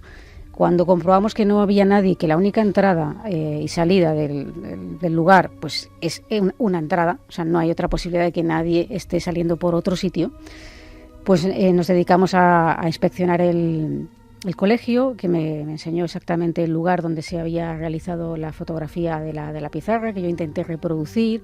En algunas imágenes, pues claro, cuando tiras con flash, es verdad que en un encerado de esta característica pues se pueden producir brillos. Yo pienso que podría tratarse de una pareidolia, pero bueno, vuelvo a decir que aunque lo fuera, es curioso el efecto que se ve, pues podría ser una pareidolia de cualquier otra cosa, pero sí, la gente podría ver un árbol, un cangrejo, una cara o un camión. Qué curioso. Sin embargo, que todo el mundo ve una cara, ¿no? Exacto, una que, cara, bueno, también puede ser natural ver una cara, una niña. Sí, pero describe mucho el peinado, los diferentes ojos, que me sorprende también. Pero fijaros, nos apuntaban una cosa, puede ser un dibujo que después de borrar la pizarra haya quedado allí con el reflejo del flash, haya surgido. Pues bueno, es una Es posibilidad. un poco raro el dibujo en es... ese lugar de la pizarra. Parece un dibujo artístico más que un dibujo típico de Hombre, niño, yo ¿no? inspeccioné la pizarra de cerca, como podéis imaginar, y yo no vi nada que hubiera quedado debajo. Otra cosa es que salte a la luz con un reflejo de un flash, pero tendría que ser algo que estuviera de alguna forma un poco marcado, creo yo, que yo hubiera visto algo. Es que no se veía nada de verdad. Y además, yo creo que tendría que tener, porque yo pensaba también que podría tratarse un dibujo que con el flash fuera más evidente, pero estaba inspeccionándolo más detalladamente y es que tiene incluso como sombras, es decir, es una pareidolia perfecta y yo creo que dibujándolo en la pizarra sería muy complicado conseguir incluso este efecto de sombras. Sí, también tiene Javi un poco razón en eso, no había caído, ¿no? Pero bueno, el caso es que, claro, realizando un poco esta inspección y luego, pues, obviamente, pues, aparte de fotografías propias que hicimos también, ya sabéis que yo tengo la costumbre de hacer grabaciones. Sobre todo porque te salen. Bueno, no siempre, pero sí que tengo que decir que independientemente de las grabaciones, yo me quedé muy impactada y muy sorprendida de que allí, estando presentes, escuchamos nosotros mismas los portazos de los que nos habían hablado los testigos. Después de haber comprobado que todo estaba en orden, que no podía entrar nadie, comprobáis que hay esos portazos fuertes. Fuertísimos, muy fuertísimos. Estamos hablando de un día de gran calor, de esos que ha habido en Madrid últimamente, que ¿Sin no aire? había, sin aire, por supuesto. Las puertas estaban tal cual nosotros entramos, es decir, pues si hubiera habido un portazo físico, vamos a decirlo así, alguna puerta tendría que estar de manera distinta. Y estaba todo igual, y además fueron varios portazos muy fuertes, sí que. ¿Podría haber sido algún otro tipo de sonido próximo al colegio? Eran dentro del colegio, porque incluso uno de los portazos lo escuchamos estando fuera del inmueble. Y una pregunta que ahora mismo gran parte de nuestra audiencia hará, ¿no? Y que no es habitual, pero ahí sientes, por mucha veteranía que tú tengas en estas lides, Clara, cómo se comporta el investigador cuando casi por sorpresa está en el sitio y empieza a ocurrir lo mismo que le ha pasado a los testigos. O sea, que no está en el guión tampoco. ¿Cómo se siente una? Pues, ¿Puede el ansia del investigador o realmente uno se inquieta también?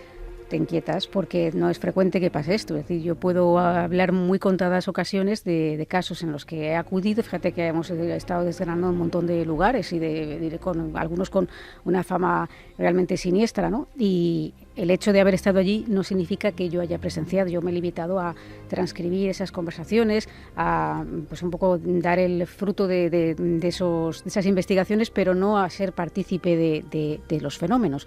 Y en este caso sí fue así. Entonces, bueno, pues la inquietud es un poco, sí, hay cierta inquietud. Imagínate cómo estarían, en concreto, la testigo que ya había pasado por eso encima, que nos acompañó amablemente. ¿Qué decía ella? Bueno, ya sé que ya está otra vez esto. Ir. ¿Ya está esto otra vez aquí? Sí, decía, ¿veis? ¿Lo veis? Y ella decía, yo no quiero entrar. Claro, pero es que hay otra, el afán de investigador, ¿no? Que dices, claro, ¿cómo no voy a entrar? Y además tenemos unas grabadoras ahí. Hay que entrar. Aunque sea para recogerlo, hay que entrar. Y desde luego que entramos, es decir, y estuvimos, no solo entramos, ya tengo que incluso regresamos por la noche. Porque pensamos que había, no sé, nos parecía que era una oportunidad y que había que estar en los sitios, si tenías esa ocasión, estar tanto de día como de noche. ¿No detectáis ninguna aparición, ninguna sombra, como los testigos anteriores? En algún momento nos pareció escuchar algo parecido, yo no en concreto, pero sí, mis acompañantes, algo parecido a unos pasos.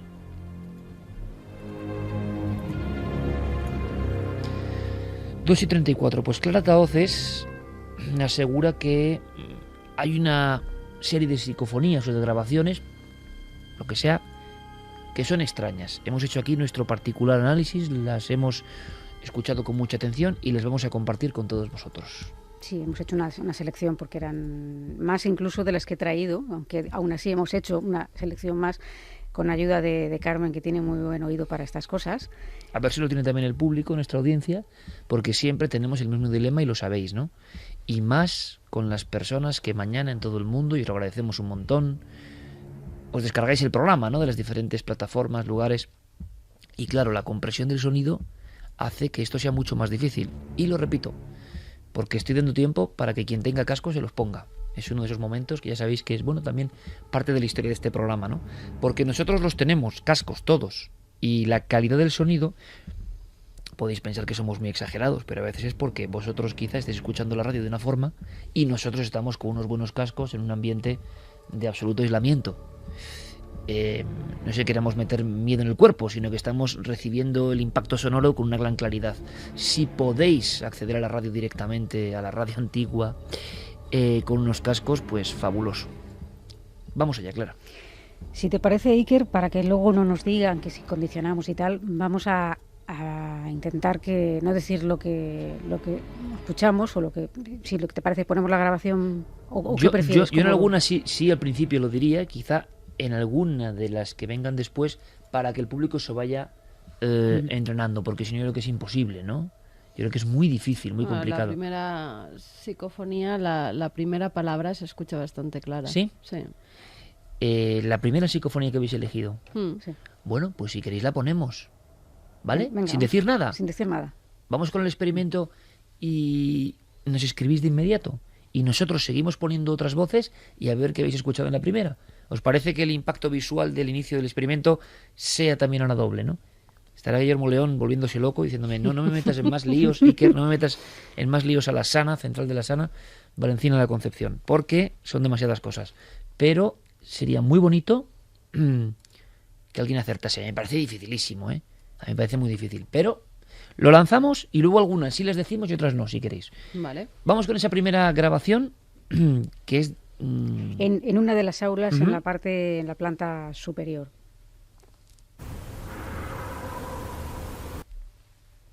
¿La repetimos, Noel, compañero? Claro, yo es que sé lo que dice, entonces me parece muy difícil, pero... Evidentemente hay una inserción, una voz, la escucháis. Yo no sé si algunos compañeros saben el contenido o no. Santi, ¿tú sabes el contenido o no? No, yo no sé nada y de momento no me aclaro. O sea. Vamos otra vez. Muy bien. ¿Tú lo sabías, Javi, el contenido? No. ¿Y? Estoy más perdido que Santi, yo creo. Es que es muy complicado. Sí. Fermín dice que tampoco, Noel tampoco, imagino, ¿no? Pon otra vez, Noel, por favor. Claro, yo es que la estoy escuchando muy bien y tengo el contenido mental ya sabido, ¿no? Entonces la paridolia auditiva. Bueno, lo dejamos ahí, ¿te parece? Venga, ahora seguimos y luego ya resolveremos el misterio de la primera voz. Os invitamos a través de Nave del Misterio, en Facebook, en Twitter, en todas las redes sociales, a opinar en tiempo real. Vamos con la siguiente, Clara.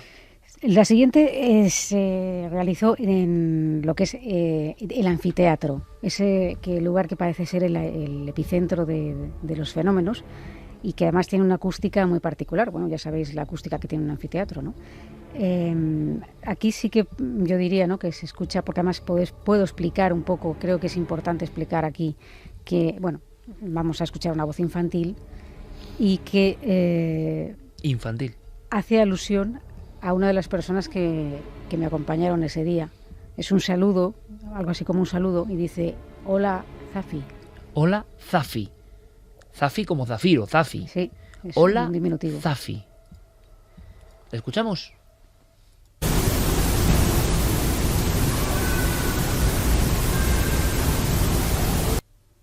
Yo escucho el hola del principio, el Zafi luego no lo escucho. Yo escucho hola, mami.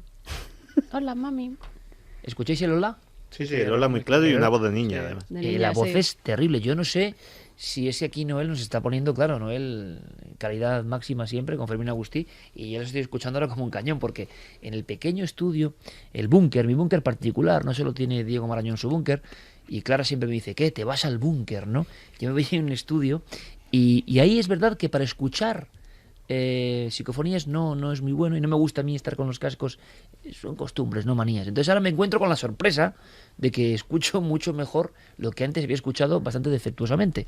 Y el hola yo lo escucho fantástico, y además es la típica voz infantil, y es que parece que está ahí, que tampoco es un eco muy lejano. No sé, no acabo de entender yo este fenómeno. Otra vez. Vamos allá.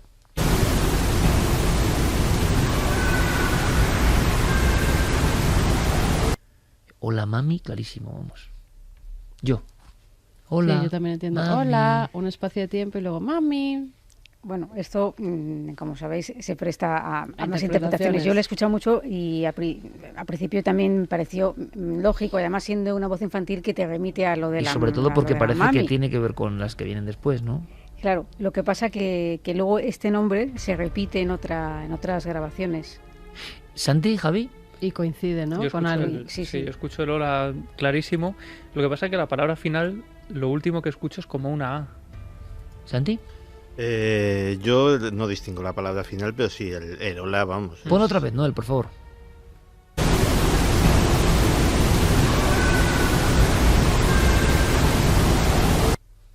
Fermín, ¿has oído el hola?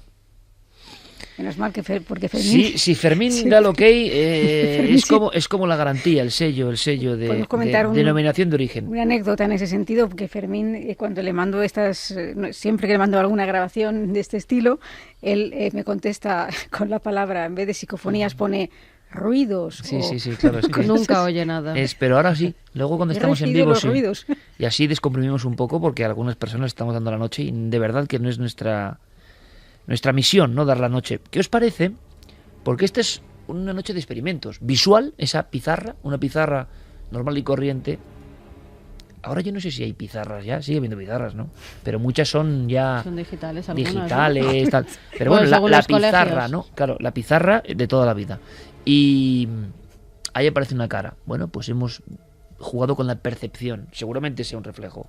¿Esto seguramente sean casualidades? Pues sí. Lo que pasa es que estas voces que se oyen se parecen mucho a otras voces que hemos escuchado varias veces. Es lo curioso, el tono, el timbre, la forma y sobre todo, como decíamos antes, y lo decía Santi, cómo nos impactan también a nosotros, como si nos hablaran algo muy profundo de nosotros. ¿Qué os parece si hacemos el doble experimento? Chicos, chicas, de la siguiente, no decir qué es. Bien. Y que alguien, al mismo tiempo de la primera psicofonía y la segunda, hola Zafi o hola Mami, que, bueno, pues participen con nosotros y nos digan que escuchan en la siguiente. ¿Vamos allá? ¿Psicofonía a ciegas? ¿Vamos allá? Allá vamos. Venga.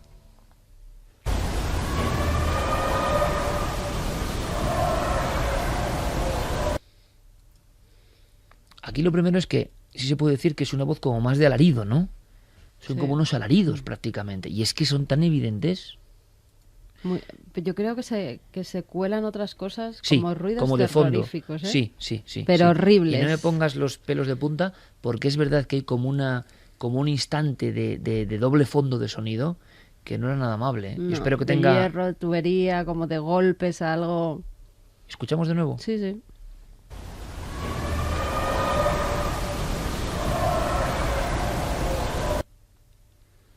Nos suena esa voz, por cierto. Incluso una voz masculina que se cuela en algo un determinado momento. Bueno, esta si queréis la vamos a resolver porque es que es muy complicada. Ahora me he dado cuenta yo al lanzarla que quizá esta sea la más abstracta o la más rara. Pero hay algo... Hagamos el experimento, seguimos dejando la primera que hemos puesto en el secreto y esta vamos a resolverla ahora, Clara. Pues esta, bueno, es un alarido, claro. Yo creo que es muy claro el alarido y luego seguido en lo que yo escucho, un mamá muy prolongado. Muy prolongado. Muy prolongado, mamá. Escuchamos.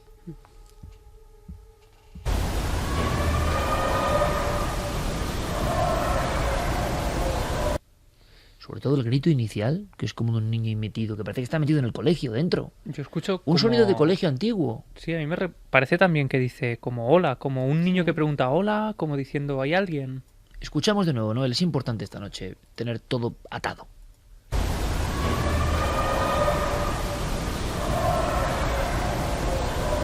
Pues a mí ahora mismo he escuchado un hola en vez de un grito. Hola, como alguien... Echémosle emotividad, repito, puede que no sea lo cierto, puede que yo sea el primer equivocado, pero ahora escuchándolo entre todos y en ese embrujo común, en esa especie de ensalmo en el que nos metemos todos, que es la mente humana también en la percepción, Javi aporta una cosa y de repente eso se transforma. ¿Qué está ocurriendo ahí? Pues parece que es un niño que se abre paso, es como si un niño, repito, en mi imaginación, nos dijese hola, como una bienvenida a ese otro lado. No lo sé, escuchamos. Ahora yo no escucho un grito que me parecía de dolor, sino que escucho un niño que dice hola y luego sí, una serie luego como de golpes y de fondo. Golpes, ruidos y hasta una voz masculina. A ver qué escucháis vosotros.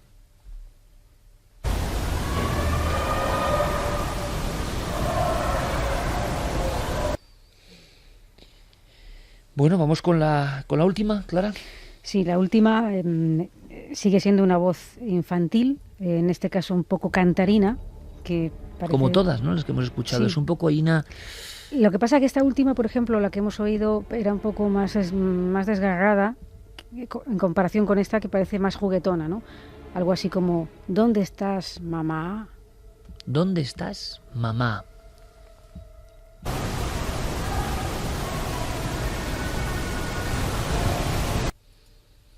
A mí también se me pierde la parte final, pero el inicio yo sí lo oigo. ¿Dónde estás? Y luego muy alargado. Es muy alargado, como muy cantarín. Mamá. Escuchamos, veo a Santiago Camacho totalmente concentrado.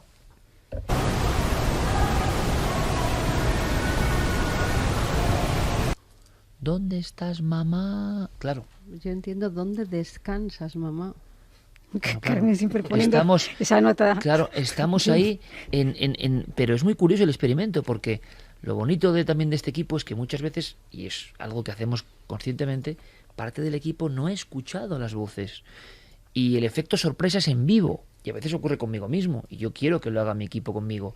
Y entonces entramos en una especie de conjetura que yo espero que se traslade. Nosotros no vamos de sabios, porque parece que hay mucha gente que ya el misterio lo ve como, no sé, el doctor que diagnostica y que sabe mucho y que es muy sabio. Nosotros no, nosotros nos seguimos emocionando, nos seguimos poniendo con la carne de gallina, nos seguimos entusiasmando con el misterio en vivo, y eso es muy hermoso. Y claro, ahora estamos así mirándonos unos a otros como diciendo, bueno, pues como vosotros. ¿Escuchamos de nuevo? ¿Dónde estás, mamá? La idea común que más o menos tenemos.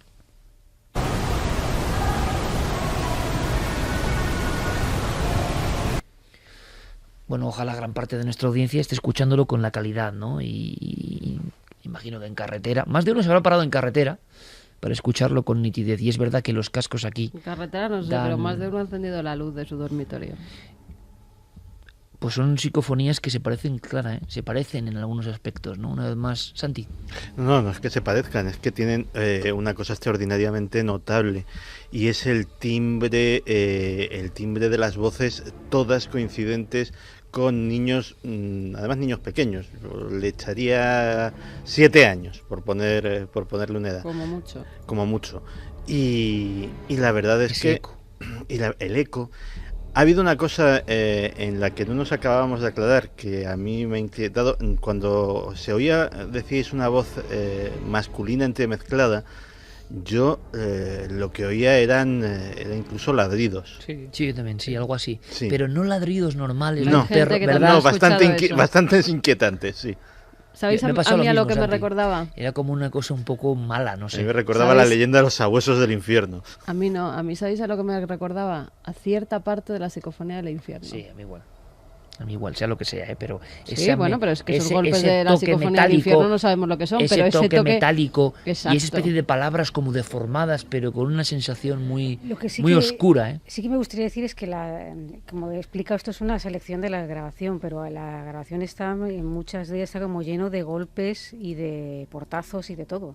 Podemos seguir analizándolo en la segunda parte porque es tremendo, yo tampoco quiero dar la noche al público, pero ¿resolvemos la primera? Bueno, vamos a ver la primera es de lo que nosotros más o menos entendemos. ¿Qué decía el público? ¿Qué decía la audiencia? ¿Qué decíais vosotros, amigos? Pues no lo tenían muy claro, la verdad. Nos decían muchos un aullido, como una U. ¿Ayuda, Paul? Paula usó, oigo como un grito fuerte, no sé qué dice, pero da mucho miedo en la primera psicofonía. Clarence dice la primera como una U, como de un azote. My Goodness, la primera psicofonía parece un gemido lastimero. O sea, nadie identifica Sánchez, palabra, ¿eh? Un hola de una niña muy claro. Bueno, pues es interesante también. Así como en la... Calor, nos dice María. Así como en la imagen. Y ayuda. Interesante, ayuda varias veces. Así como en la pizarra, una parte importante de la audiencia ha visto que hay un rostro, es decir, la imagen parece que capta más fácilmente que el oído la realidad. En esa primera psicofonía, siendo muy honestos, hay que decir que la inmensa mayoría de nuestra audiencia, que yo creo que es una audiencia bastante preparada en estas lides, no... Bueno, igual captan lo que dice de verdad, pero no lo que nosotros creemos que dice. ¿Qué es, Clara? Algo así como hasta pronto. Una voz infantil también, hasta pronto. Infantil o ahí ya no me parece tan infantil. ¿En qué tono más o menos? No recuerdo ahora mismo el tono. Hasta pronto. Vamos a analizarla, luego la vemos. Volvemos a la primera psicofonía. Noel, si la tienes ahí disponible, vamos allá. que parece como un eldabonazo. ¡Hasta pronto! Sí, no, no es una voz ya tan infantil como... ¡Hasta pronto! Se diferencia un poco de las otras. Yo la sigo Muy dura. viendo infantil. ¡Hasta pronto! Pero parece Pero de alguien algo más enfadado. más mayor. O sea, como de 10, un niño de 10 años que... ¡Hasta pronto! Escuchamos de nuevo, Y Noel. rápida. Una vez más. ¿Son los misterios del sonido, que también evidentemente hay pareidolias sonoras, o hay una realidad? La investigación está abierta, que es lo que podemos decir. Aquí hemos casi obligado amablemente a Clara a que saque un folio, ¿no?, de este archivo actualísimo para compartirlo con nosotros, pero veremos a dónde nos llega la investigación. Ahora, también es raro, ¿no?, un colegio abandonado. Los fenómenos se cuentan personas alejadas del misterio y que luego tú te encuentres con esto. Hay que estar allí, ¿no? Hay que intentarlo por lo menos. Hay una cosa que a mí me parece muy sorprendente y es que a veces vamos a lugares donde ha habido, por ejemplo, un triple crimen y de pronto se obtienen psicofonías que nada tienen que ver con la historia del lugar y sin embargo un colegio, que es un lugar aparentemente apacible, donde no ha habido ningún suceso luctuoso, todas las psicofonías que se captan tienen que ver con su mundo, digamos, con niños, y esta fotografía sea pues algo que no está ahí, una cosa que capta nuestra mente por ese juego de luces y sombras, pues también parece representar una niña, desde luego. Pero no sabemos si ha muerto alguien Claro. allí o no. ¿Hay algún dato? No, estoy un poco como rastreando la historia. Sé que a las puertas... Hay una muerte violenta, ¿no? Hay una muerte violenta y otra casi, no llegó a culminar en muerte, pero a las puertas del colegio prácticamente. Lo que pasa es que no tuvo que ver en Que sale incluso con en niños, hemeroteca, es en decir, hemeroteca. que está datada, pero que es más bien un ajuste de cuentas a las puertas del Sí, colegio, ¿no? más bien un ajuste de cuentas y sí, bueno, al hilo de lo que ha comentado Javi, que me parece muy interesante, sí tengo que decir que, por ejemplo, cuando entré en este sitio, claro, lo primero que tiene es el impacto visual, ¿no? Pero enseguida el impacto mío fue olfativo. Yo enseguida me transporté a mis tiempos de colegio.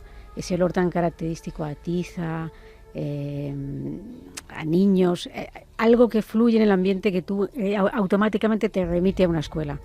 Y esa atmósfera estaba. Esa atmósfera de aula, aunque estuviera abandonada y el tiempo que llevé abandonado fue instantáneo. Es decir, esa atmósfera estaba ahí. Quizá lo que hizo fue poder captar un poco esa atmósfera, ¿no? De todas formas, no creo que un colegio sea un lugar donde tenga que suceder un hecho luctuoso para que quede impregnado. Es un sitio donde se viven emociones muy, muy, muy intensas. Para un niño de corta edad, un colegio es su universo. Prácticamente es el sitio donde pasa alegrías, donde conoce la angustia y el estrés por primera vez, donde puede llegar a pasar miedo, donde puede llegar a sufrir el acoso, por desgracia, de sus propios compañeros.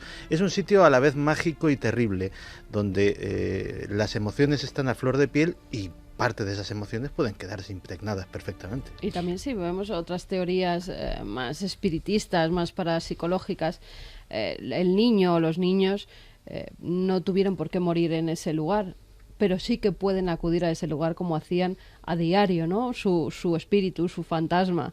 Es lo mismo, por ejemplo, que si mueren en un accidente y luego se oye a esos niños por las aulas. Sería otra de las teorías, que no en ese lugar físicamente tiene que ocurrir algo, pero quizá algún niño de esa escuela, que acudía a esa escuela, pudo morir en otras circunstancias y de repente que se capten sus voces aquí. Como otra de las posibilidades que siempre se dan en las teorías más extrañas y más parapsicológicas. ¿Ha habido algún caso de colegio? Recuerdo el de Turón, en su día, Sí.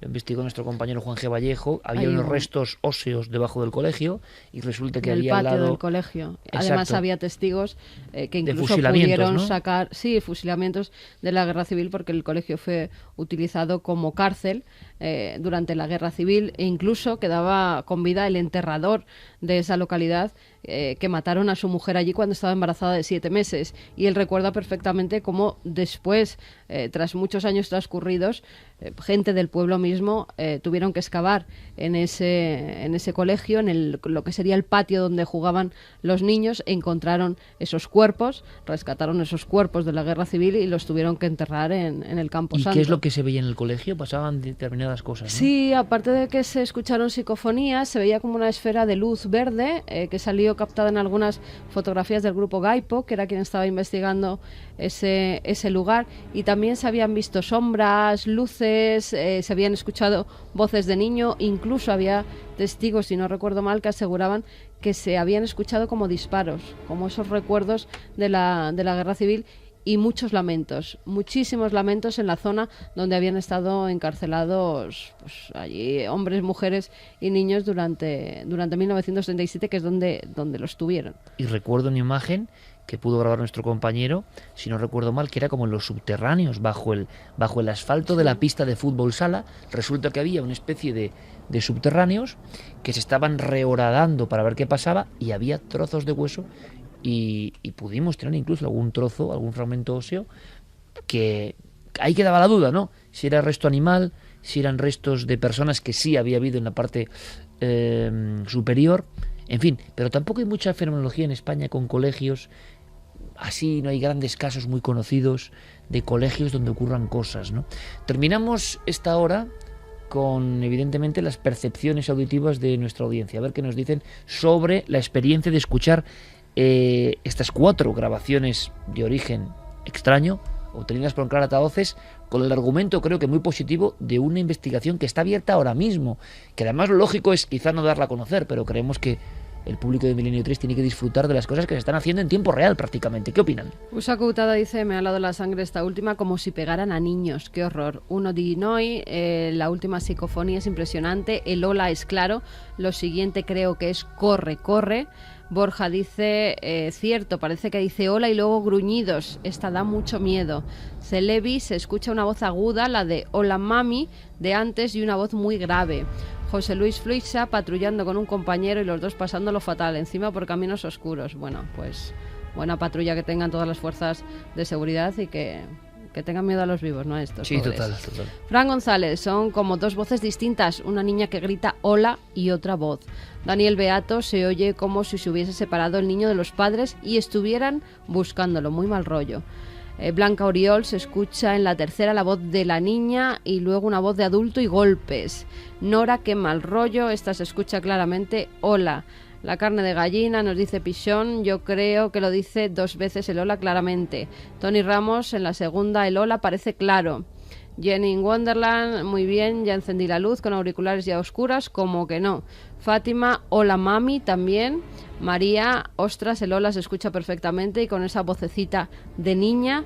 Alex, veo varias caras en la pizarra. Esto era sobre la fotografía, menos mal que hice la ronda, si no me parece que es la curioso, iba a pasar canuta. Porque si hiciésemos una estadística, ¿no?, de ese tipo de voces en la historia de nuestro país, simplemente, ¿cuántas tienen que ver con saludo o mamá? Es que muchas. Y voces infantiles y mamá. O sea, es algo que, por lo que sea, quizá porque es una conexión muy fuerte, muy auténtica, como decía Santi, que se queda impregnada porque es un lugar de emociones. Y en el fondo estamos aprendiendo semana a semana que las emociones y la capacidad de ir a lo que no es ordinario está como muy ligada. Como si las emociones profundas, a las que ya no llega todo el mundo, a las que nos han acostumbrado a no llegar, fuesen la llave última de entrada en estos mundos tan extraños, ¿no? Vamos a seguir viajando por mundos extraños. Vamos a viajar a Florencia, donde han pasado cosas también un poco macabras. En Florencia, por cierto, hay una figura que a mí me encanta. Son esos pequeños nexos, ¿no?, que a veces ocurren. La quimera de Arezzo, la quimera más famosa de toda la historia. La quimera era un monstruo. Imposible que alguien se encuentre con quimeras hoy en día, ¿no? Bueno, igual nos llevamos una sorpresa después, a la vuelta. Pero por fortuna, como el tema es un poquito así oscuro y denso, viene Santi, y esto es muy importante, para arrojar un poco de luz. Luz emotiva también, yo creo, esta noche. Luz de conciencia. Luz de un término que de verdad, amigos, tenemos que aprender. Es muy importante. Un personaje muy especial, que a partir de esta noche puede ser reconocido, lo puse sobre el tapete. Noosfera. ¿Queréis descubrir qué es la noosfera? Pues para eso Ahora las noticias, toda la información de lo que está pasando en España y en el mundo con nuestros compañeros, y después vuelve Milenio 3.